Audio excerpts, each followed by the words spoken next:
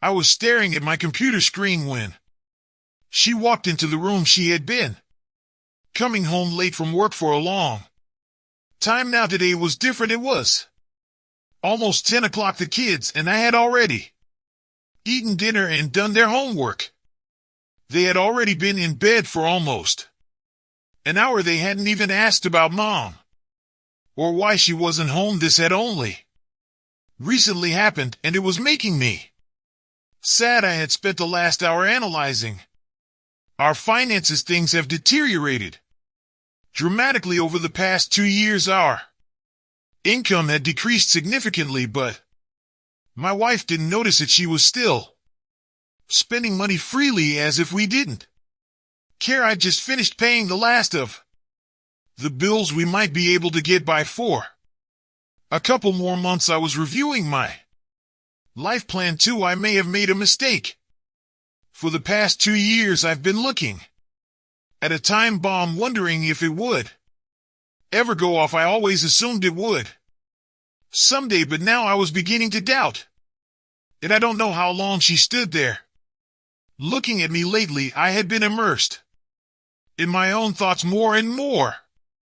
The loss of time was a byproduct. Finally crossing her arms, and with an all too familiar look of contempt on her face, she spoke. Michael, I want a divorce. I don't know how I felt at that moment. My spirit was so overwhelmed with doubt and self-loathing that I was almost numb to the new emotions. It wasn't really all that funny, but I still tried to suppress a laugh. My wife, who I had been with for 17 years, had just told me that it was over between us, that everything we had built together was finally going to be destroyed. I hadn't felt that kind of emotion in a long time, and it almost made me smile relief. I stared at her for just a moment, allowing myself to be transported back to our happy times one last time. Then I snapped back to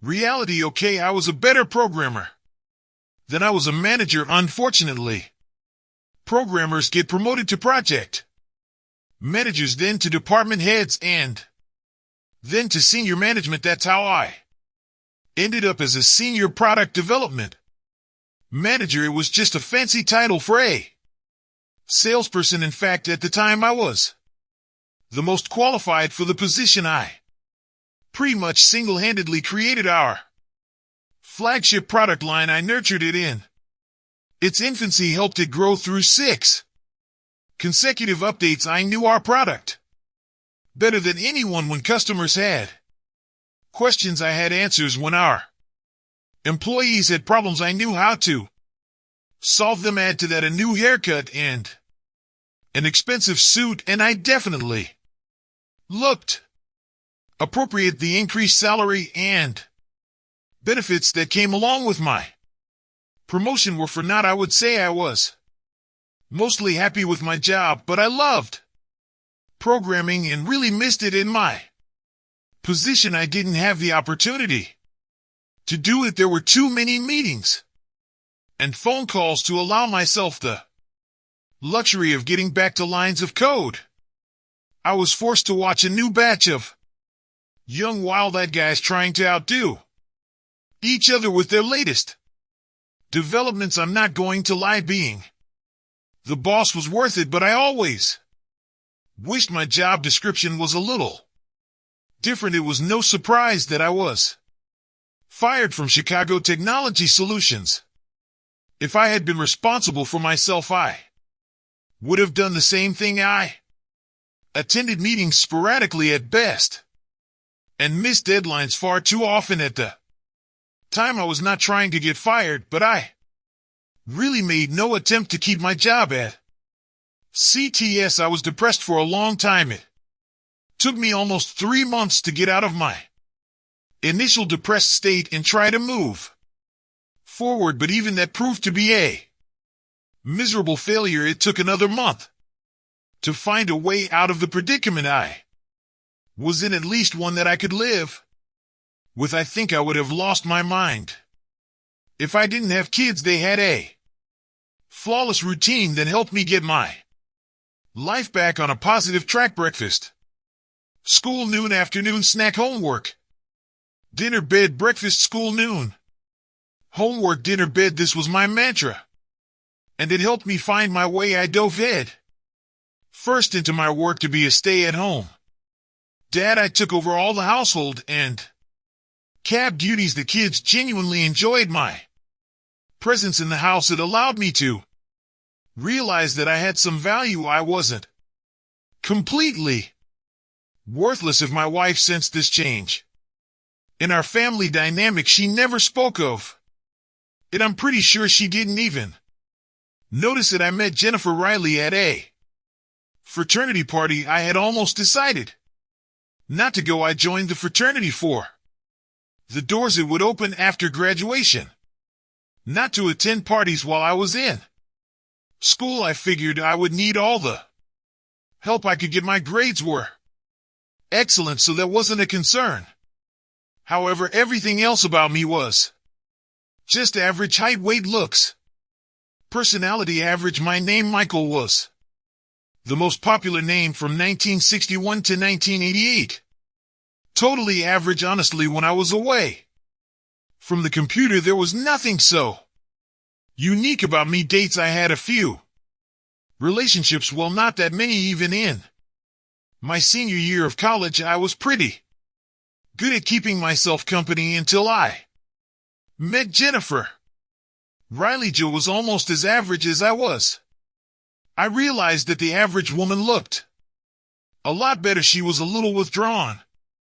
I watched her for quite a while before I worked up the courage to talk to her. Our first meeting was short and quiet, but the acquaintance was made over the next few weeks. We met for coffee and studied together at the library. Before our first real date, we socialized for almost 2 months. From that point on, it was the most fantastic time of my life. 15 years of bliss. Our courtship was short and our engagement was even shorter. Shortly after graduation, we were married and settled into our first apartment in Chicago. We rode the same train morning and evening to and from our first job. We were barely making ends meet, but we were together. We had almost everything in common: family histories, dating experiences, common interests, and goals. Where we didn't match, we matched. If I wasn't good at something, Jennifer made it happen. If she had a flaw, it was one of my strengths. I was better at managing our joint finances. Jennifer was better at managing our social and family schedules. We worked together and our lives quickly began to get better. Over the next few years, we were both promoted several times. Our group of friends expanded considerably. We were able to save up money to buy our first home while still traveling and having fun. Our relationship progressed slowly. The first one lasted until the night of our engagement. Jennifer quit her job after 8 years when our son Jacob was born. A little over a year later, our daughter Emily came along. Yes, I know their names were the most popular when they were born. It was kind of a family tradition. We bought a 3-bedroom house in the suburbs that had room for a dog. We bought a family sedan and a minivan. All in all, our life was working out pretty well. 2 kids, a pet, a house, and 2 cars. A perfectly average life. I didn't think I could be any happier. I was wrong. My promotion to manager came shortly after Emily's first birthday. Afterward, I felt like I had been rewarded for years of being ignored as one of the average masses and not complaining. Like I said, my new salary was nothing to sneeze at. And I had a flexible schedule, working from home most of the day, traveling to the office for staff and management meetings. They say money can't buy happiness. I believe that to be true. But what you can buy is stylish clothes and grooming, better healthcare, a new home in a better neighborhood, and Self-confidence, I went from average to just above average. My wife went from average, who I thought was beautiful, to slightly above average, who I thought was damn beautiful. Our life, which I always thought was good, reached a new level. We started traveling more and spending time with our kids, saving more and more money for retirement. When Emily went to elementary school, Jennifer decided she wanted to go back to working part-time. She quickly found a job she thought she would enjoy at a startup marketing firm. She would head to the office when she took the kids to school. Her workday would end when it was time to pick up the kids. That was the icing on the cake. We didn't need her salary, and we were able to save it. I projected that by the time the kids graduated from college, we would be able to retire and live very comfortably. I found out my wife was cheating on me by accident 3 months before our 15th wedding anniversary. It was my birthday. I actually found proof 2 days before my birthday. I just didn't know it. It took me a few weeks to piece it all together. I hadn't given much thought to the fact that my wife wanted to take a more active role in her new job. It meant that she would be working a few more hours a week, and I would have to pick up the kids from school, but it didn't affect my schedule in any way, and I was happy about that.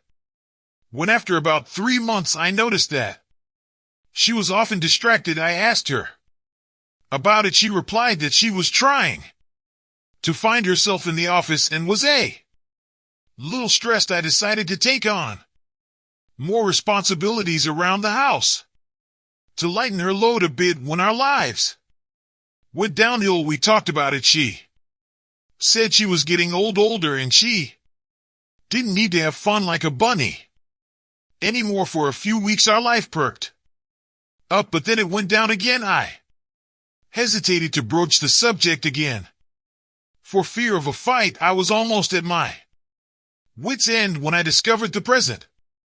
The weather had cooled considerably, and I was looking for one of my sweaters. I had taken over laundry duties, and more than once I got confused as to which closet the clothes should be in. I was going through the sweaters on the shelf of her closet when I saw it behind some old shoe boxes. It was hard to miss the pink box and white ribbon from the lingerie store was unmistakable. The postcard addressed to beloved had me enthralled. A small war of thoughts erupted in my head for a moment. Should I look at it or wait? I decided to watch. I wasn't sure I could wait until my birthday. Please excuse the wrapping. This gift came, and you can unwrap the real gift on your birthday when I wear what's in the box. Love, Jennifer. Over the next 48 hours, I stepped up my game. I made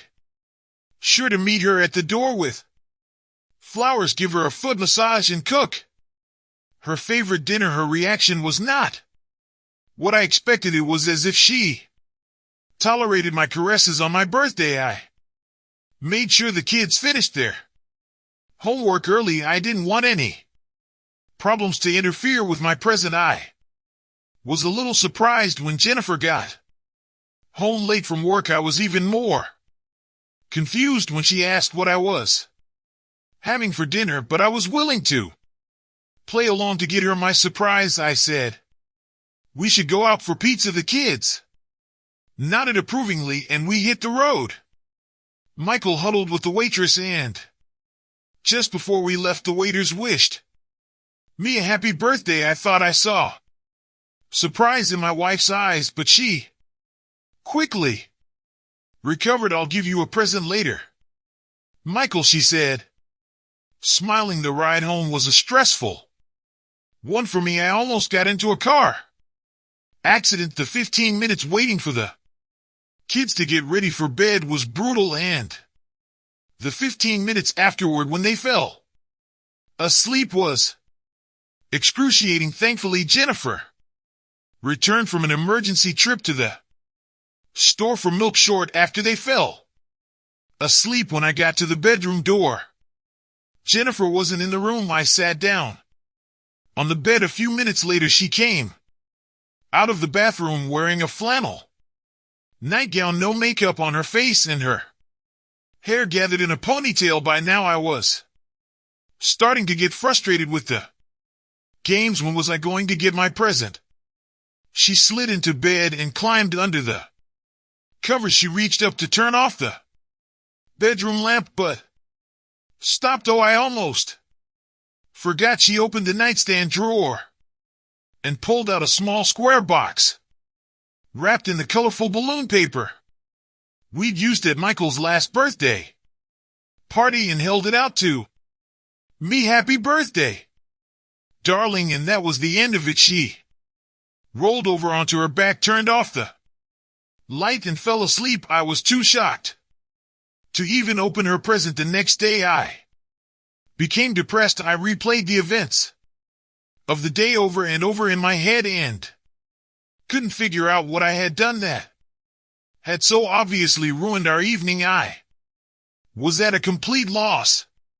For almost 2 weeks I had been wallowing in my own despair. That damn present was practically flashing me a pink light, heralding my failure. I've heard all the cliches. The husband is the last to know, and so on. I have to be honest and admit that I really was in the dark. The thought of Jennifer cheating on me was so foreign that I never once considered the possibility, but it was the first thing that came to my mind when she called home 13 days after my birthday to let me know she'd be home late. It's Alan's 30th birthday, and the staff is going out to celebrate. I might be late. I don't remember what I replied to her as I walked over to my bedroom closet, but I do remember looking at the empty space where my present once lay. I also remember the horrible chest pain and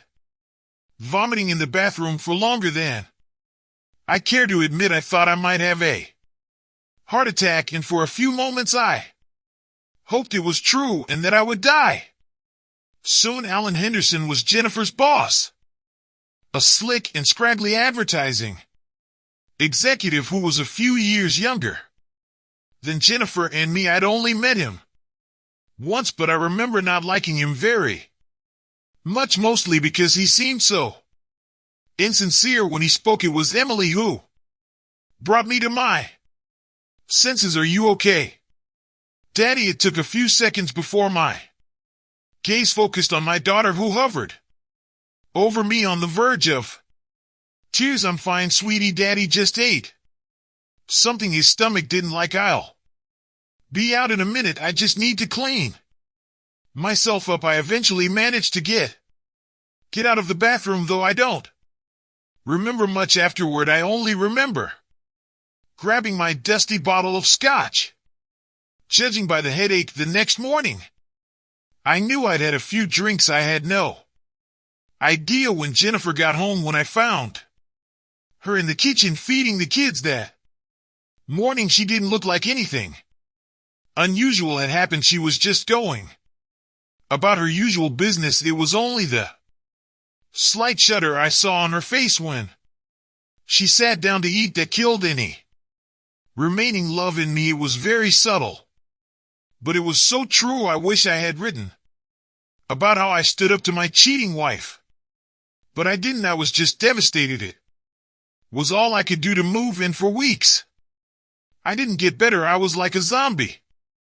Every day that I realized that my wife was sitting at home carefree, I got worse and worse. I felt like I had hit rock bottom. It wasn't until my 15th wedding anniversary that I shook myself up and decided to take action. I probably wouldn't have done anything. I was being a wimp. I knew that. I wish could say I was in shock. There is probably some technical psychological terminology to my behavior. If my father were alive, he would simply say that I was acting like a wuss, and he would have been right. It wasn't until my wife announced that she Had to go to a work conference that the fog lifted from my thought she would be gone during our anniversary. I don't know why that mattered to me. It was just another level of disrespect, but it hurt me mostly because she hadn't made it clear in any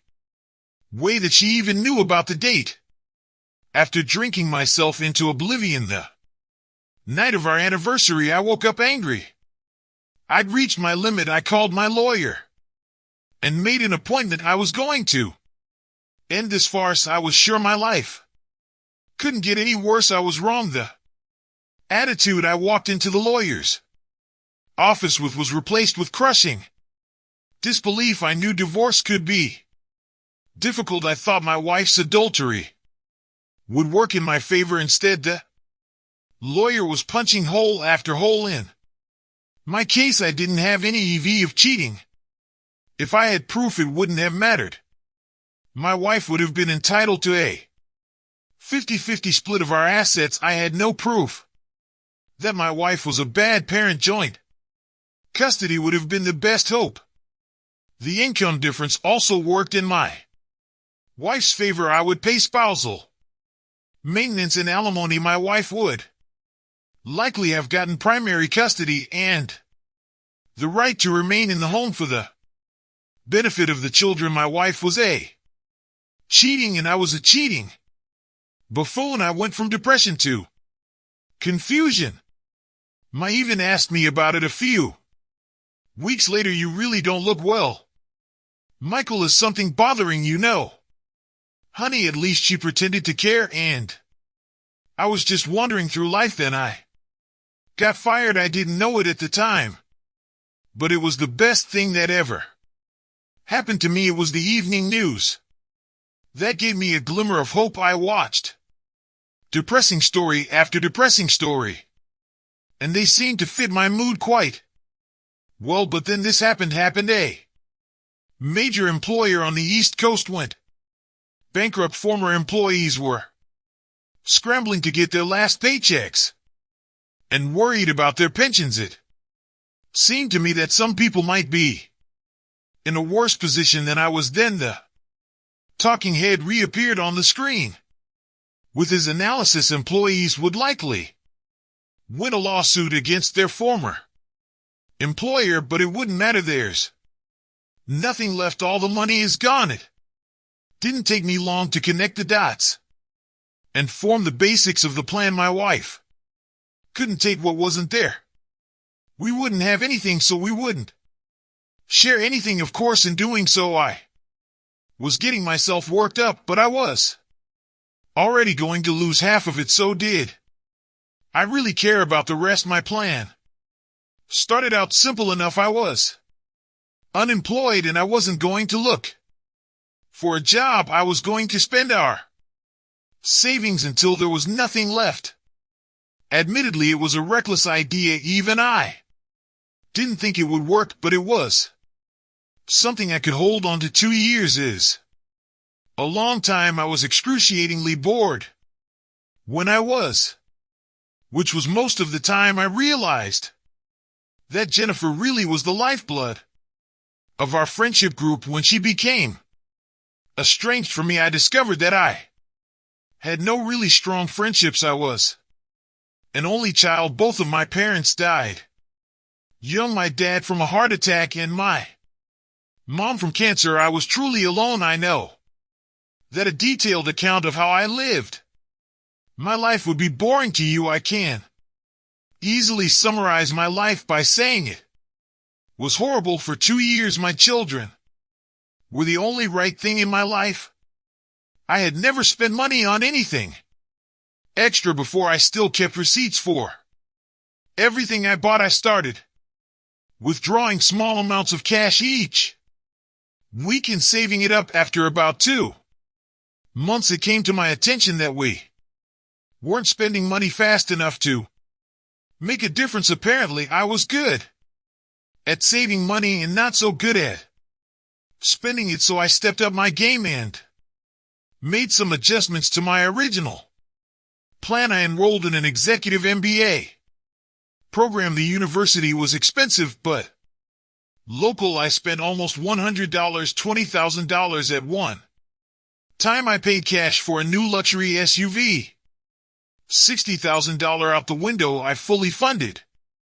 The children's educational savings accounts that took another $260,000. I spent thousands on a new closet and started withdrawing more and more cash twice a week. I dropped the kids off at school, hit the bank, and head to the lakeshore. I never gambled with the money. I took with me a few bucks here and there to amuse myself in some way. I spent enough to show I spent the day at the casino, including checks for lunch, snacks, and parking. The bulk of the money was going into the wall safe in our garage, my personal post-divorce war chest in case things went south. My other expensive purchase: permanent private surveillance of my wife and her lover. I asked for everything I needed: video, photos, a daily diary of events. I'm ashamed to say how much it cost me. You're probably wondering if my wife noticed any of my spending. I would say yes, with the exception of gambling. I had to tell her about how I was transferring money to the kids because I needed her signature on the custodial account. She saw my car and clothes. She never said anything about them. I'm sure she thought I was working and that we still lived on easy street. She made a few purchases too, but I never said a word. I've often wondered who benefits from her buying lingerie more often. We just never discussed the subject. We were cordial with each other and communicated daily. It was like we each tolerated a roommate. We didn't particularly like sex. Don't even think about it. Spending time with my kids was the highlight of my existence. I did my best to support whatever interest they had. We did homework and played games together. We went to parks, rode bikes, and went to the movies. Since I took on the role of home cook, they seemed to be interested in helping me. I found some easy recipes and let them do it. Jennifer usually showed up sometime during the week. I didn't exclude her from our family time, but I didn't try to involve her in it either.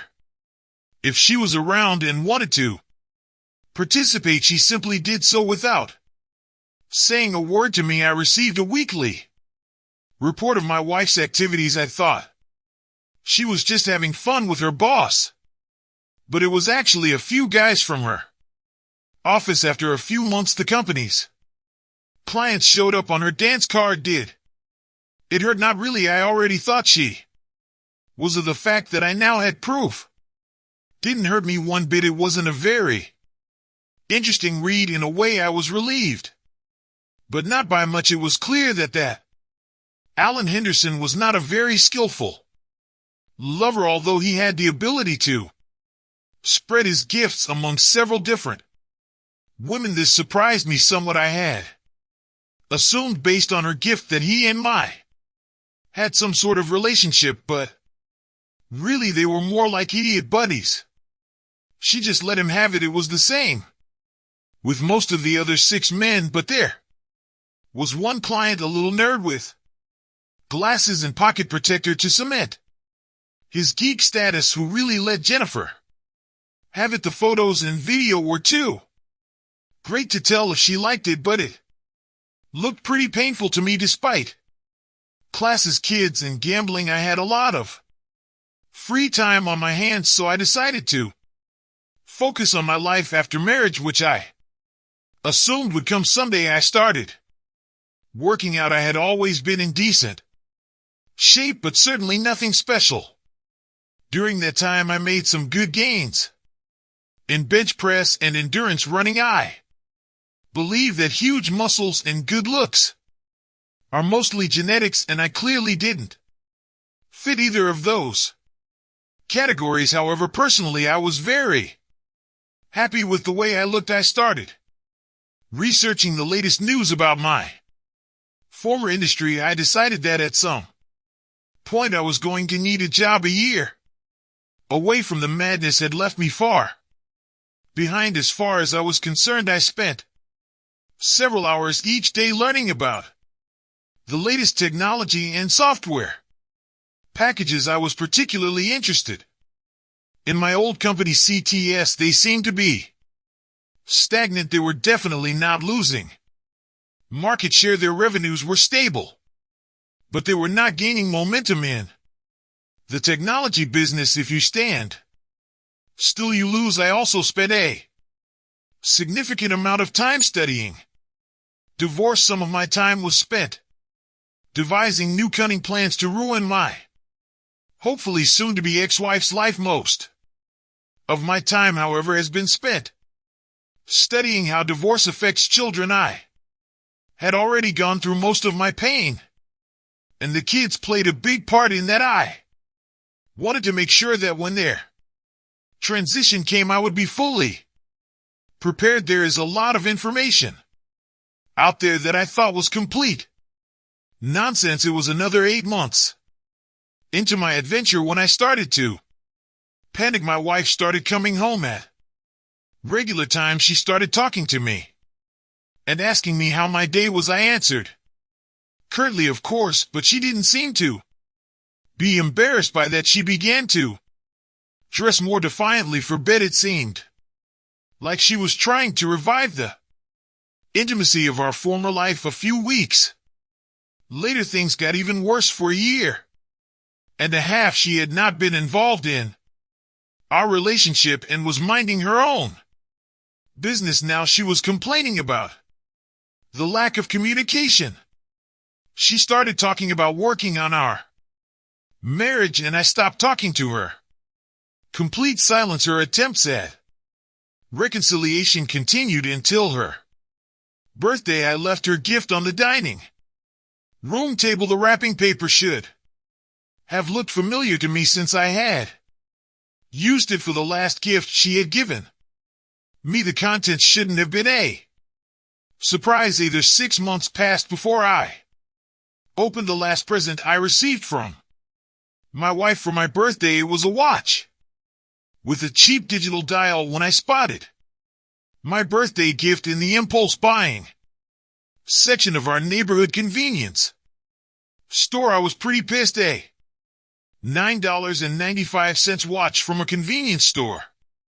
Got 'em when I saw they had a matching women's model. I calmed down. I bought them and waited 18 months to give them to her. I wish I could have seen her reaction, but alas, I wasn't around when she opened them. The kids and I had an emergency movie night and got home pretty late. She was gone before the kids, and I even got up the next day. Suddenly, everything was back to normal. Jennifer started staying at the office more and more often. We barely spoke when she was home, and finally she said, "Michael, I want a divorce." I hoped she'd get it over with quickly, but it took almost a week before I was handed her application. It was almost laughable. Spousal and child support, unequal distribution of property in her favor, mental and emotional abuse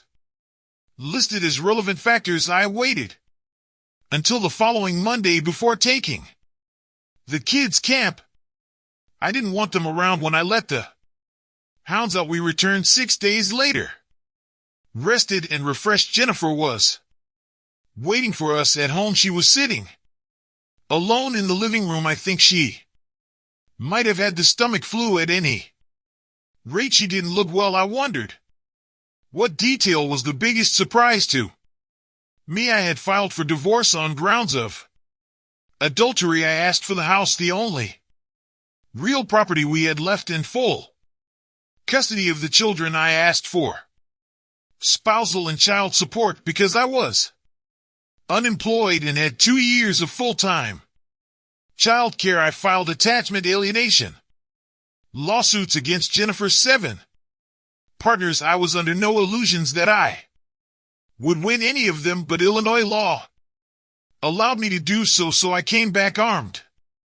I filed civil suits against her employer and the companies of the 3 clients who were taking advantage of my wife's prostitute status again. I didn't think I could win, but the notoriety might have worked in my favor. Finally, I sent a DVD of Jennifer's greatest hits to her parents and best friend so she would know I wasn't afraid to take advantage of it. She needed to know about the evidence I had against her. It was all listed in my countersuit, but I didn't want to take any chances. The children had a snack and went to their rooms to get ready for bed. They paid no attention to their mother. She made no move to address them. I walked over to the refrigerator to grab a beer. Then I made my way to the living room and sank into the chair across from Jennifer. She didn't look at me for a long time. I was just enjoying my beer, but besides not feeling well, she seemed to be crying about something. Maybe she was hurt. Eventually she spoke, but almost in a whisper. "You're going to ruin me." I waited for her to look up to see the look in her eyes. When I answered, it took a few seconds. God, I hope so. I thought this moment would be more intense when a single tear appeared in her eye and rolled down her cheek. I felt nothing. "Do you hate me that much?" "Oh no, Jennifer, I don't hate you. Hating takes effort. I can honestly say that I put in absolutely no effort. When it comes to you, all my effort goes into taking care of me and my children, but I'm your wife. Stop. I'm not going to let a piece of like you sully my wife's good name." My wife was a loving and caring woman, my best friend, my partner, and the mother of my children. She's dead, and you are the who took over her body. Don't talk like you have anything to do with me. It was a long time before she spoke again. "What am I supposed to do now?" Is that a rhetorical question, or do you really want my answer? I didn't let her answer before continuing. "I suppose there are several options to solve your predicament. You could go far, far away and try to start a new life. That would be the option I would choose. I will never let my kids spend any meaningful time with you, so it shouldn't affect your decision to leave in any way. Or I suppose you could try staying here, hang around town, try to keep your head up, but who knows who'll hear about your little exploits, or who want to hire a dam like you. Maybe you'll get attached to some loser who doesn't care that you're a but. What kind of loser would that be? Or you could kill yourself. I really hope you don't choose that option. It would deprive me of watching you suffer like you are. But then again, I'm not sure my opinion matters to a like you. It certainly didn't matter when you decided to start having fun with your boss. I'd been dreaming of giving this speech for months. I should have been excited about the opportunity to give it.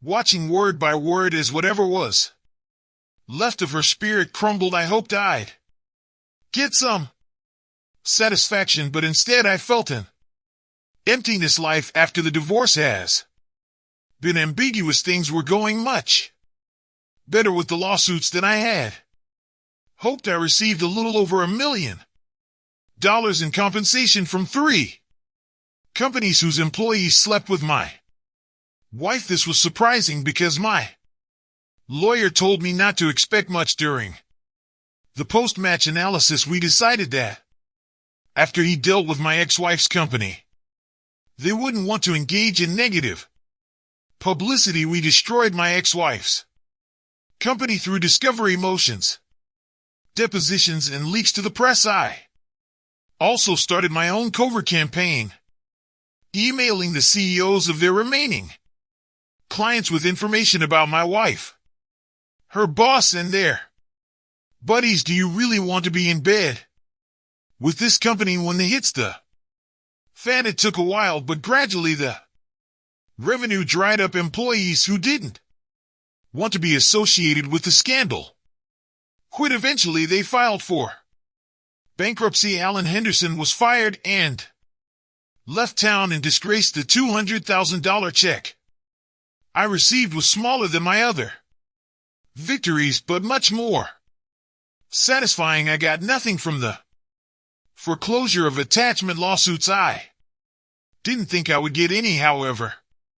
4 wives and subsequent divorces took their husbands out. It wasn't all champagne and roses in the process. I got hurt myself. It was not uncommon for me to run into someone who was familiar with my situation. The taunt and teasing got out of hand for a while. I don't know if it was fortunately or unfortunately, but I didn't care. I already felt like a loser, so someone else's words didn't move me. Some of those bastards were actually pretty smart. I was able to keep my kids safe from most of the side effects that had always been my main concern. They were sad for a while, but soon recovered. The biggest victory was my return to CTS as Vice President of Design and Development. One way to take my mind off my personal turmoil was to return to programming. In 2 confusing years, I was able to develop and add on to the core CTS software that allowed it to easily integrate with 2 other popular competitor software packages. I started my own company and began selling my development. Less than a year later, I received offers from all 3 companies to buy my company and my software. I received $11 million for my company and an incredible compensation package from CTS. I had been considering retirement for some time, but due to my complete lack of a social life, I was sure I would become a recluse if I didn't give myself a reason to get out of the house every day. My new income allowed me to hire a sweet old lady to serve as housekeeper and babysitter for the children. A year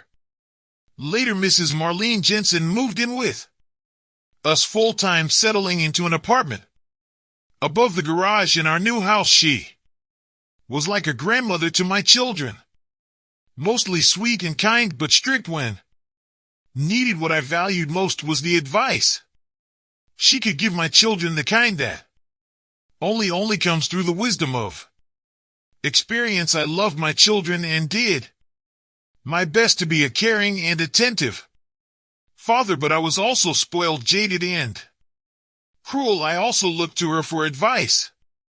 She was my rock when it came time to make decisions. The children grew up and became adults, and I saw them and their families from time to time. Unfortunately, as time went on, our closeness waned. I did not resent them in any way. It was better to keep me at a distance so that my bitterness would not affect their lives. Mrs. Jensen worked for me until the kids went off to college. Then she retired. I offered her free room and board as a pension. She was a constant presence in my life for 15 years. She tried her best to get me to live again and find someone to share my life with. I appreciated her efforts, but eventually she died, knowing that I would always be alone. I never opened up to anyone else. My friendships were shallow and not filling. I never went on dates except for a few group dinners organized by random friends. I developed a well-deserved reputation as an icy, ruthless bastard who was not to be crossed. For the most part, one was shunned, and I blamed no one but myself for that. My ever-growing wealth allowed me to maintain a constant rotation of call girls. I paid generously for their time. Mostly I just sent them out the door, but there was one I really liked. Her name was Candy. Later I found out it was actually Mary Beth. I guess I was more than just a customer to her too, but I could never burden someone else with my demons, so when I felt she was getting too attached to me, I cut her loose. If you're wondering what happened to Jennifer, she had a hard life. She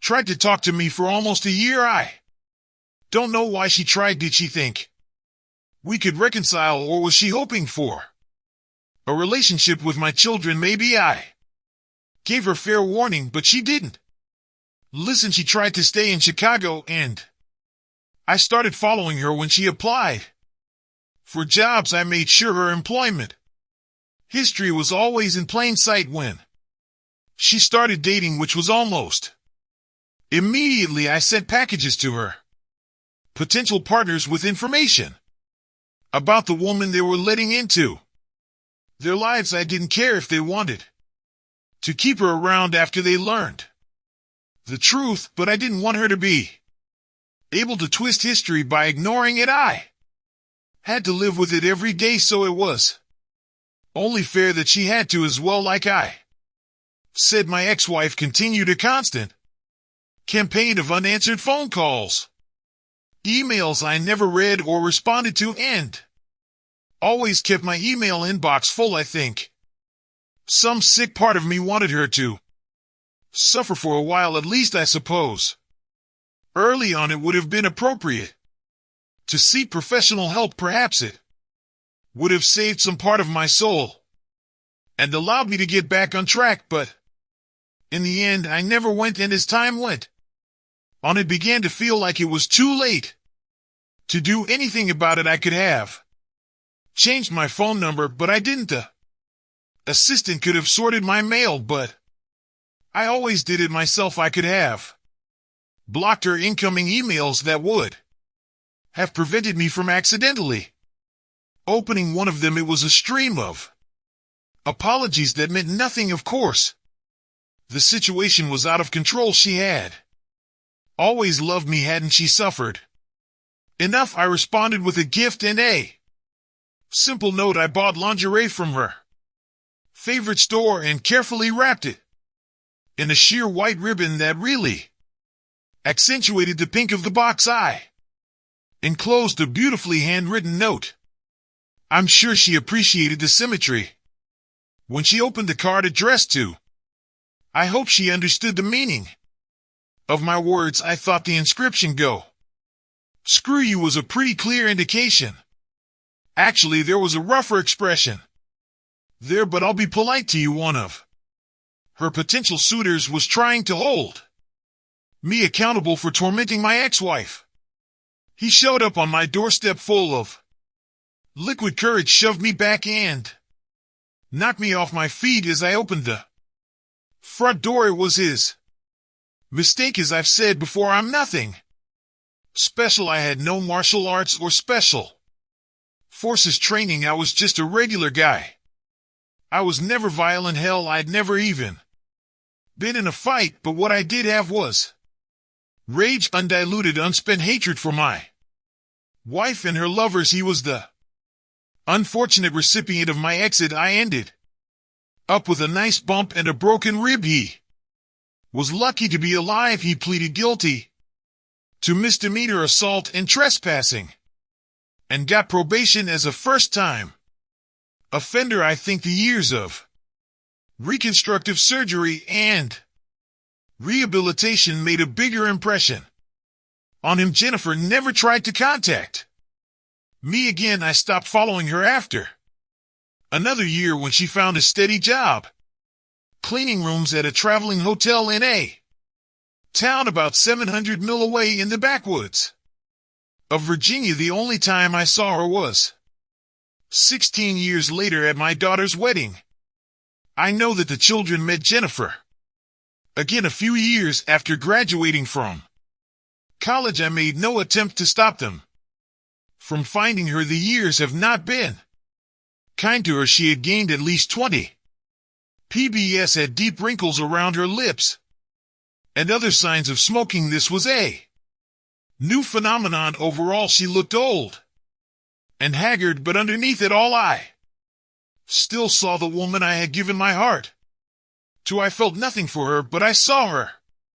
She was sitting alone in the bridal church near the back wall. Her interaction with my daughter was brief, cordial, but detached. She made no attempt to speak to me for the rest of the Evening we never came within 30 feet of each other. She was standing outside, waiting for a cab when I saw the ring on her finger. I smiled for the first time in a long time. Maybe she had it better than I did, judging by the small gold ring and the poultry diamond on the ring finger of her left hand. I walked over to her and stared at it for a few moments.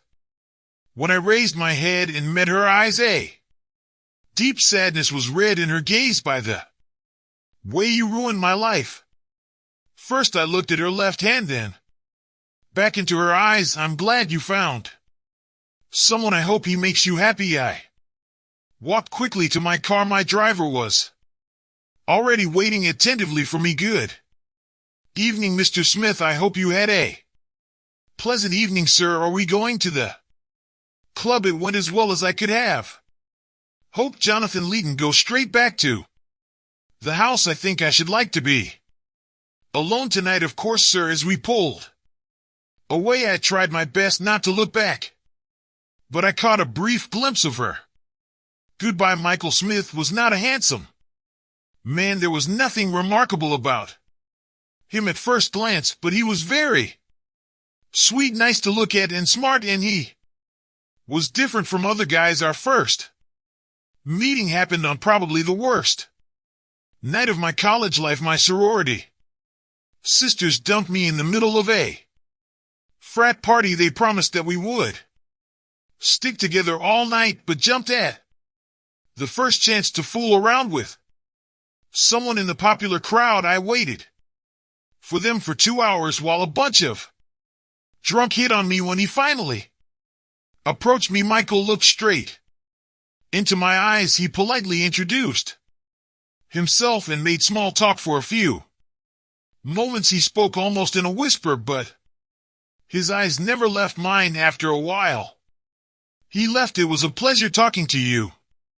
Jennifer. I'd like to take you out for coffee sometime. Here's my name and phone number if you're interested. Thank you for talking to me. It was the highlight of my semester. Admittedly, I almost didn't call him. I waited a little over a week before I decided what to do. We met for a cup of coffee. He asked me all sorts of questions. I found him very easy to talk to. It was during that first conversation that I realized what made him unique. Outwardly, he was quiet and unassuming. He wasn't battle-looking. Perhaps he was even a little handsome, but he was brilliant. That much was obvious. He could talk about any topic and was well-versed in all the questions I asked him. He said he was studying computer science, but obviously he could have chosen any other major. We started talking about my subjects, especially the ones I had trouble with, particularly ancient philosophy. I was majoring in business and advertising. Unfortunately, I had put off a few of my least favorite electives, and I was having a little more difficulty than I had hoped. Michael's eyes never took his eyes off of me. Just like our first meeting, he looked me straight in the eye the entire time we were talking. His motive was clear. He was genuinely interested in me as a person. I was flattered. He suggested we study together in the student union or in the library. So 3 days later we were together again. I wouldn't call it studying. I'd rather call it advanced tutoring. Michael spent 3 hours in the library on Friday night giving me the help I needed to do well on my philosophy exam. When I didn't understand something, he would apologize for his teaching methods and try something different. He was so patient. He never made me feel stupid when I didn't understand something. I could feel his excitement on the phone when I called him to tell him I passed the exam the following Tuesday. I could tell he was proud of me. He accepted no praise for helping me, saying that he was actually being selfish and trying to spend time with me, and that it was the most enjoyable time he had spent on campus. I Also learned about how Michael was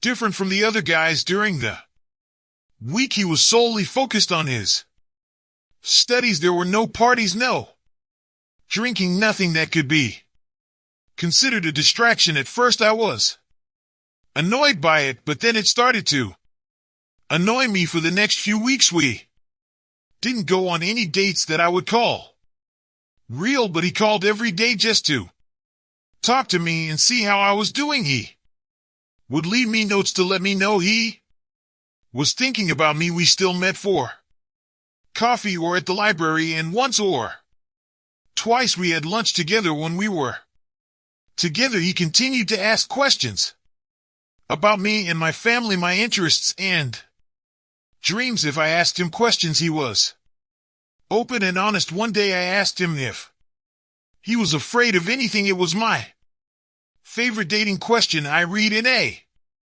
magazine that this question helps you understand how much a person trusts you. I was prepared for the typical bro answers. In the past, they ranged from nothing to that I'd leave college without a proper date. Michael just sat silently for a minute, staring into space. Then he looked me in the eye and said, "I'm afraid I won't be a good father. I was an only child. My mother and father died when I was in high school, but we were never very close. I lived with my uncle until I graduated high school. He was a womanizer and we had very little in common. I think he was relieved when I left for college. I want to get married. I want kids, but I don't have the experience of living in a loving, supportive family. I want to be a good father, but I'm afraid I don't know how." When he fell silent, I think he was looking for some kind of answer. "Too much?" he asked. "No, Michael, not too much, just enough." About 4 weeks into our relationship, Michael asked if I had Saturday free. I replied that I was, and he said he would stop by the sorority at lunchtime. The days leading up to that Saturday were strange. I kept asking Michael what he was planning. He wouldn't tell me. My sorority sisters kept smiling at me and whispering I was on edge. When he finally arrived, he was dressed in maroon and sky blue clothes. His 3 fraternity brothers were similarly dressed and were carrying a large cooler and 2 huge trays of food. Michael held a DVD in one hand and a West Ham jersey for me in the other, and a smile shone on his face. He asked me to show him the big room of the house. When we turned the corner, most of the house was dressed in West Ham colors and started chanting. I was shocked. Once, for maybe 30 seconds, I complained about missing my family's trip to England. I had a distant cousin who made the club team, West Ham United, and my family had planned a trip to London to see him play. Unfortunately, the trip fell on a very important test week for me, and I was unable to go. I was very disappointed and shared this with Michael. He asked a friend at a local sports bar to record the West Ham game by satellite. He studied the team chants, taught them to his friends and my sorority system sisters, and watched the game so he knew when to start them. He and his friends brought several cases of English ale and cooked fish and chips. As the game went on, we sang, drank, and cheered. In the 72nd minute, he silenced everyone and told me to pay attention to the screen. I was able to see my cousin score his first Premier League goal. Delayed recording. Of course, no one else in my family could have said that it was the nicest thing anyone has ever done for me. When it was over, he and his friends cleaned up after themselves and hit the road. Michael said he would call me later. I was left alone to fight off the taunts about the dreamy look in my eyes. It was worth it. Our phone conversations, notes, and coffee continued for a couple more weeks, until one day While sipping a latte, I noticed he looked extremely nervous. Everything okay? Michael, what? Oh yeah, of course it is. I was just wondering if you had any plans for Friday night and if you're free, if you'd like to have dinner with me, like a date with me Friday night. I'd love to have dinner with you.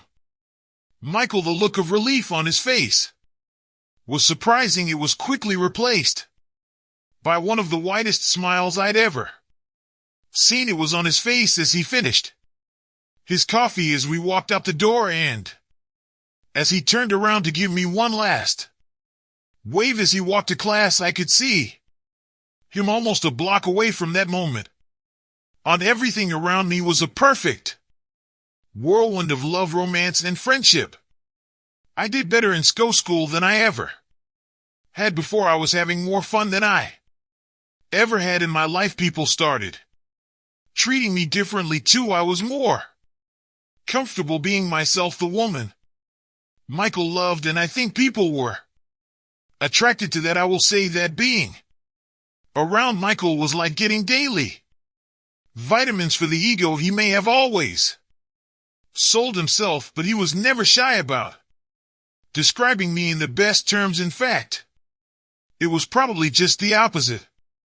Michael was a pretty good-looking guy who was fit, if not a little athletic. He was always well-groomed, ordering on classy. He was pleasant to be around and liked everyone, but was a little shy around new people. I could say without a doubt that he was always the smartest person in the room, including the professors, and everyone knew it, but with a casual demeanor. He avoided the limelight and attention to spend time with me. He often told me he was just a regular guy who won the lottery. When he met me, I would describe myself as pretty. My friends described me as cute. My family described me as cute. I was always a little self-conscious about my looks and my body. It was hard not to be. Some of my sorority sisters were gorgeous with model looks and matching bikini bodies, but it was hard not to feel like I possessed something special when looking at myself through Michael's eyes. I could tell that the longer I was with Michael, the more valuable I felt. I was over the moon when it was time for prom. One of the silly end of sorority rituals was playing potential husband. Being one of the few sisters without a long-term boyfriend, I was never able to partake in it. It was a favorite event for a large group of alumni, and it was always well attended. It was simple enough. Each sister would come out alone in front of the assembled alumni and could give a positive or negative example of another sister's boyfriend from the past year. The sister whose boyfriend received the most positive comments won. I can't say I was completely shocked by the result, but I was a little shocked for the first time in the 29-year history of this event. My Michael received all positive feedback, one from each sister.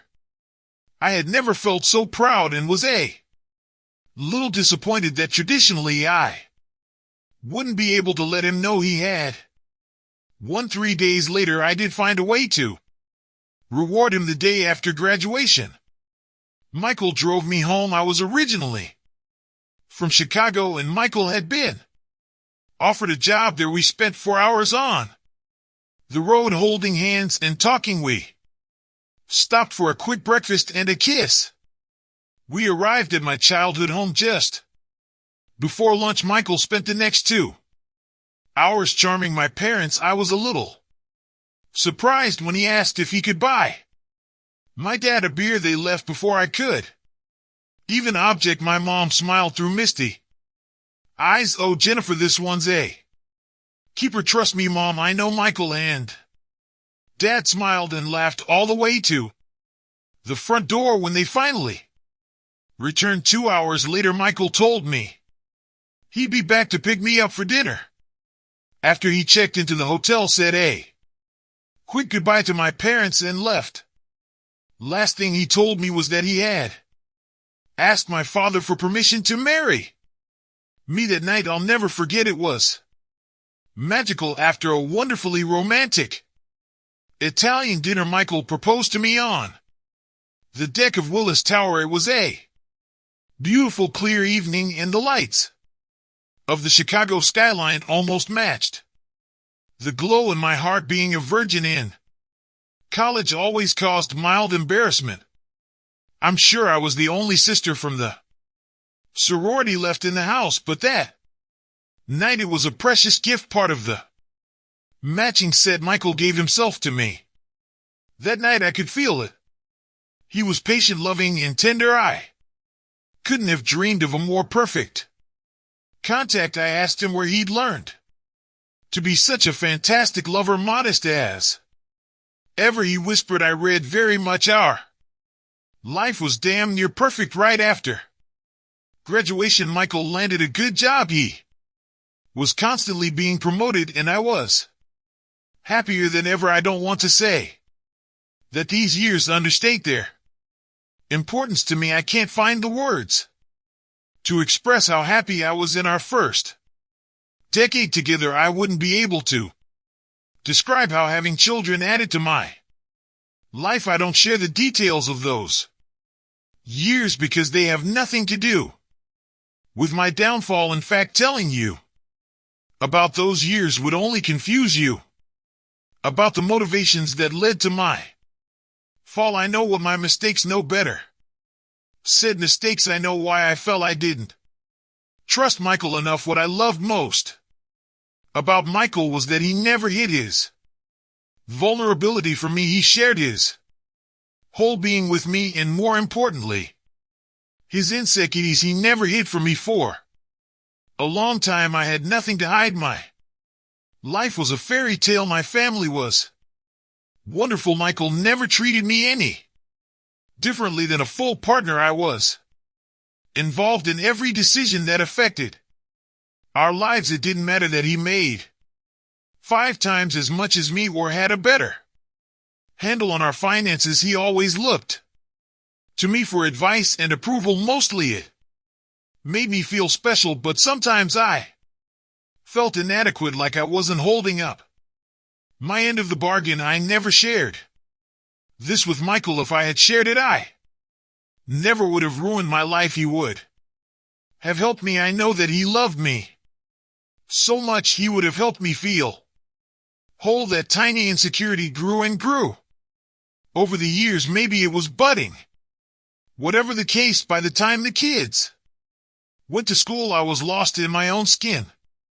I felt I needed something different, something that would give me an independent purpose. I wasn't looking for a lover by any means. I loved my husband. In the bedroom, I was more than satisfied.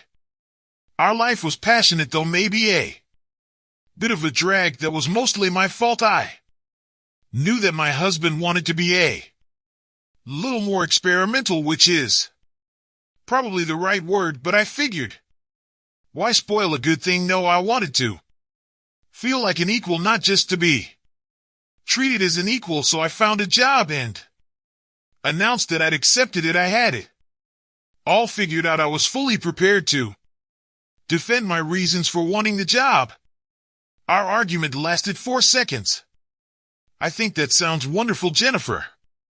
Whatever makes you happy, and it worked. I solved my problem on my own. I didn't need any help. The sheer vanity of my thoughts in those first few months made me sick afterward, but it was exciting. At the time, I felt like I could go out into the world as an independent and confident woman. The mood in our office could be characterized as flirtatious. At worst, it could be described as a den of debauchery. My coworker, both male and female, were young, brash, and energetic.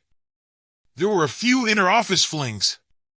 Between them, there were no relationships.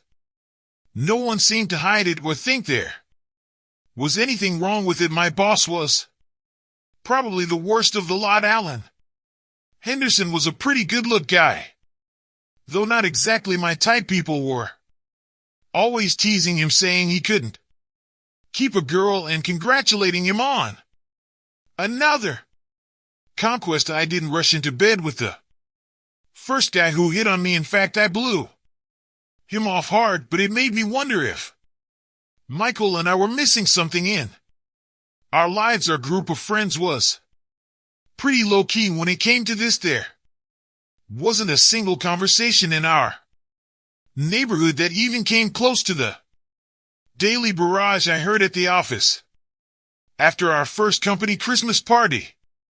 When I introduced Alan to Michael, my life changed forever. I could tell they disliked each other, even though they pretended to get along just fine. I stopped talking to Michael about my work and never mentioned Alan. I could tell that my job and boss were bothering him.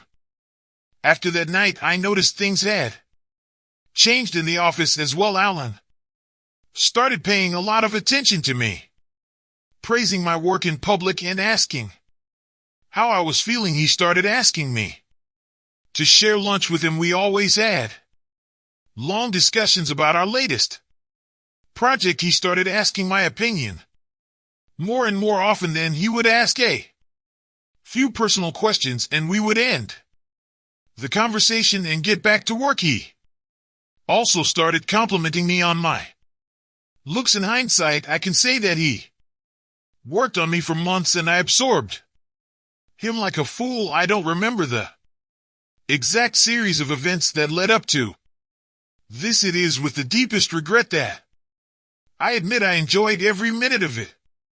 Alan's skillful seduction made me feel desirable emotions that I thought were long gone. Years later, analyzing my behavior, I realized the depth of my betrayal. I didn't feel Michael desired me because I didn't give him anything to desire. I knew the kind of man he was. He would never do anything that would make me feel uncomfortable. I was his true partner and cherished lover, not his girlfriend for fun, but he was very perceptive. The slightest hint on my part would be enough. Any hint that I wanted something else would have had dramatic consequences. A painful analysis of my married life revealed that Michael was obviously gingerly fumbling for any opportunity to energize our lives, and I was ignoring him. I am terribly ashamed to admit that I did all this and more for Alan. It turns out I was to him. I got too deep into my relationship with Alan before I realized the truth. I gave Alan me for his birthday. The contrast with Michael was striking and changed my thinking almost immediately. Alan didn't love me, and I was making a terrible mistake. I told Alan that our affair was over the very next day. He laughed and pushed me out of his office. The package was on my desk when I returned from lunch, along with a note to be in Alan's office at 5:30. The contents of the package guaranteed my fulfillment. The pictures of Alan became a lock that chained me to him and the hell my life would become for the next year and a half and beyond, having fun with my two coworkers who were waiting for me in Alan's office was very pleasant compared to what I would have to do during those 18 months. Let me just say that I was the company and Alan was my pimp, and I hated him almost as much as I hated myself. I tried my hardest to find a way out and kept failing. It was only when I could no longer accept the immorality of my actions that the solution to my problems came by itself. When I was asked to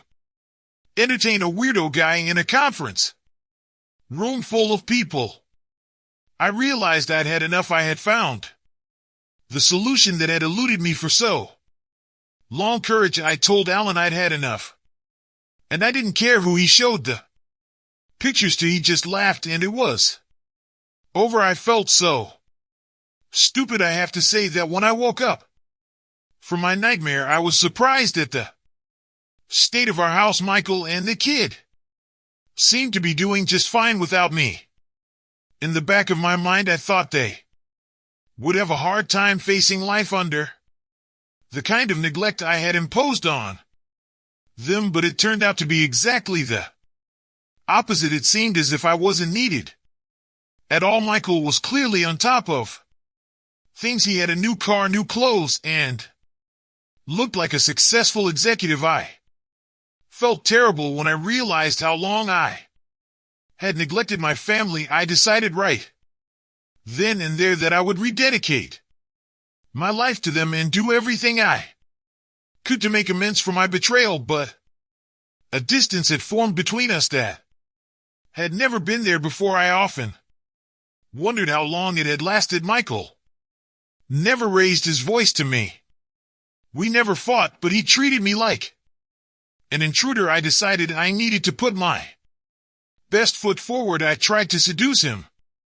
Hence nothing worked. He barely touched me. After a few months, I looked at the state of our marriage. No intimacy, no communication. I decided I couldn't live like this. I suggested marriage counseling. Then Michael stopped talking to me. I don't mean he stopped trusting me. He just stopped talking, not a word. 4 weeks. I was on edge. When my birthday came around, I let myself get a little worried.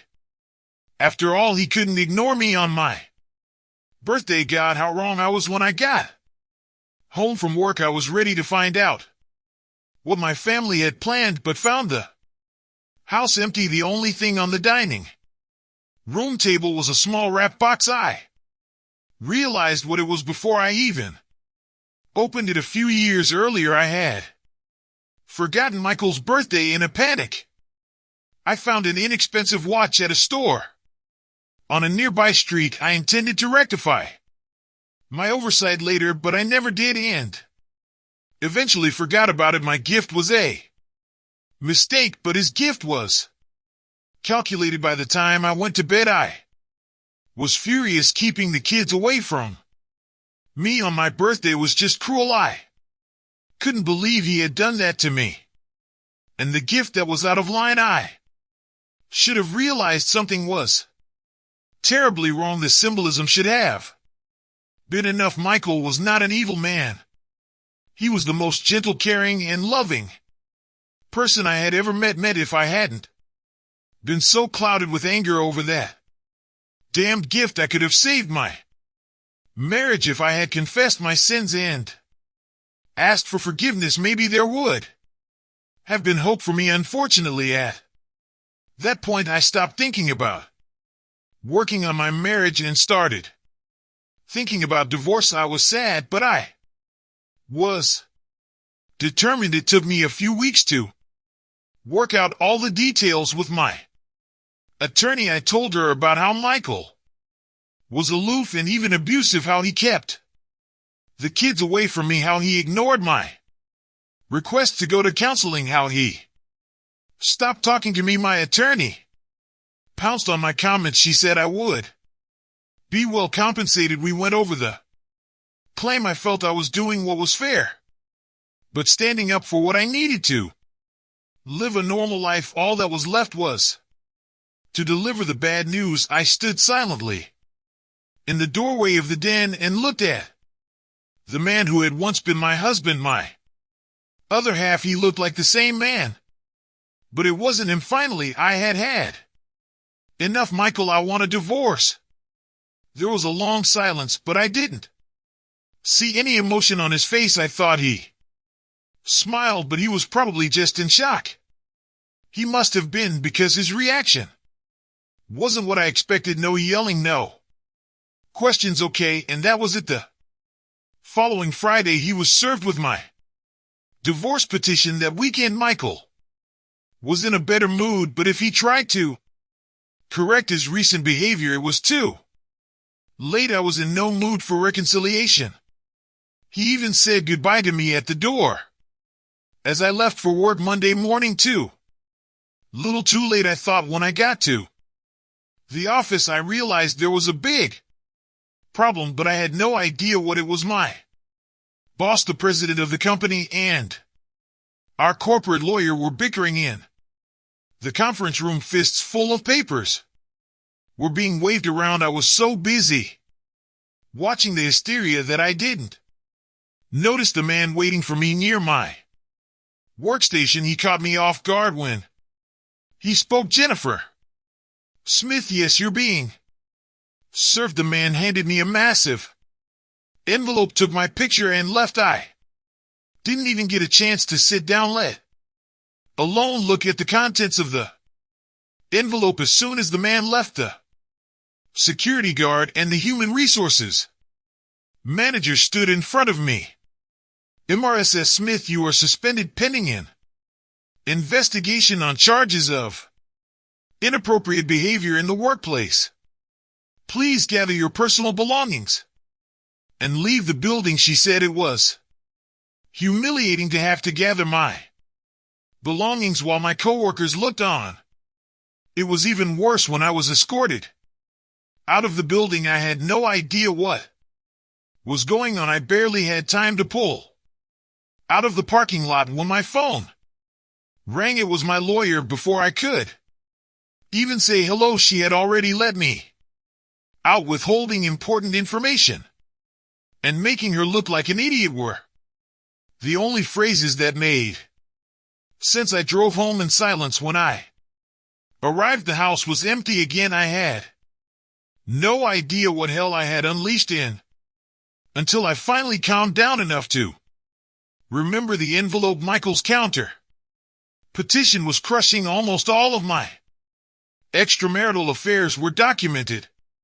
There was no money. He had spent almost all of our savings. The word that hit me the hardest was adultery. I thought it couldn't get any worse. Then I tried calling my parents. I needed support. My father called me and hung up on me. He didn't need to explain to me why he thought that I already knew. The next 7 days seemed like the loneliest of my life, but years later I would remember them fondly as the good days. Michael left a note, which I found later, saying he had taken the kids camping and would be back on Sunday. That first night, my older friend Rebecca called around 7 o'clock to see how I was doing. She said that Michael had sent her a DVD and that I didn't want to know what was on it. Over the next few days, my attorney detailed the hopelessness of my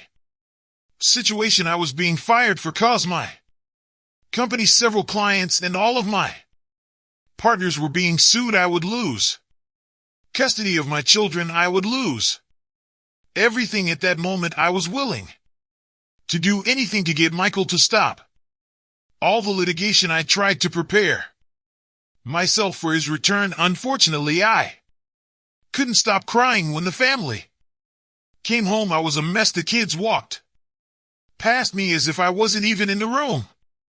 Michael walked in a few minutes later, beer in hand, looking like he didn't give a damn. I barely forced myself to speak. You're going to ruin me. The pure hatred in his voice destroyed me. God, I hope so. When I tried to broach the subject of our history as husband and wife, he called me. At that point, I wasn't even talking to him. I was just thinking out loud. But Michael launched into a tirade that lasted several minutes. Every word tore at me. I came. Then he got up and left the room. I can honestly say that I didn't give up. I tried to make things work with Michael, but he wouldn't talk to me. I wondered how Michael and the kids were doing without money, but it seemed to be okay. Sometimes I would sneak to watch him drop them off or pick them up from school. I couldn't get a job and was receiving unemployment benefits. My parents wouldn't talk to me. I needed somewhere to live, and I started going from friend to friend, mostly divorced men. No one wanted to keep me for long. One day everything was fine, and the next day they wanted me gone. Under the advice of my lawyer, I started seeing a therapist. She believed that if I repented of my behavior and tried to get Professional help on my own it would. Help me in court I had very little hope. I was able to work through some things, most of which I have shared with you, but the best advice my therapist gave me was, at the end of our sessions, her advice was to run far, far away. I don't know exactly why he decided to respond to me.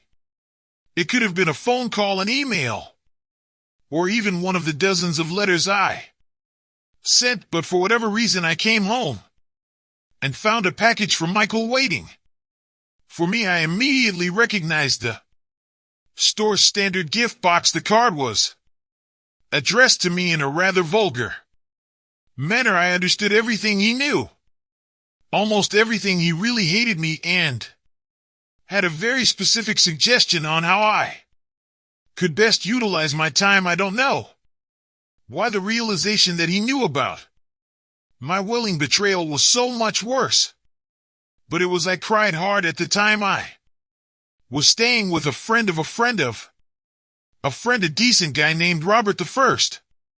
Think he wanted our relationship to be more than just a roommate thing. When he came into the room to see what was up, I realized he had been drinking. When he saw the package, he became furious and sprinted out the door before I could stop him. I was worried when Robert wasn't home a few hours later. I should have been. The nurses at the hospital weren't verbose, but they knew most of the story. Apparently, Robert had gone to confront Michael. Michael had nearly beaten him to death. His face was mangled. He had a concussion, several internal injuries, and a shattered left hip. I was terrified my problems were now infecting those around me. At my next session, I told this story to my therapist. She started asking me questions about Michael. I told her everything I knew. He was an only child. He had no family. He was orphaned when he was a teenager. I told her about our young love, his devotion to me and the children. I told her about his actions during the 2 years when he should have known about my infidelity and subsequent behavior, and I told her about what Michael had done to Robert. When I finished, she looked terrified. You have to run as far away from here as you can. Leave him alone. Don't call him, don't write to him, don't let him know where you are. There is no hope of reconciliation. Don't even try. Move on. If you push him, the most likely outcome is that he will kill you. Your actions have clearly broken a man with a fragile grip on us. He's endured disappointment after disappointment all his life. He will never forgive you. He will never forget. Run. And I ran away from the memories of my perfect life to a shitty college town in Virginia, where I found an even shittier job. A few years later, I found a man who could tolerate me and ignore my past. The best thing I can say about him is that he didn't smell or hit me. There was no love between us, just a friendly relationship. I'm sure that was part of my punishment. My children contacted me when they were older just to say hello and let me know they were alive and knew I was too. They never asked to see me or play any meaningful role in their lives. Michael thrived without me. I followed his news as much as I could. He was always a superstar in the software industry and had the vast fortune to prove it. There was hardly anything written about his personal life. I saw him one more time at my daughter's wedding. I was surprised that I was invited. He looked amazing. He looked like the man who owned my heart and whom I had betrayed. I'll admit I was a little startled when he approached me for his final gloat. For the record, you ruined my life. First, he stared at my pathetic wedding ring. At that moment, I regretted never wearing it on my finger. I'm glad you found someone. I hope he makes you happy. And then he was gone. Thanks for watching. I hope you enjoyed it, so subscribe to my channel and watch the next video.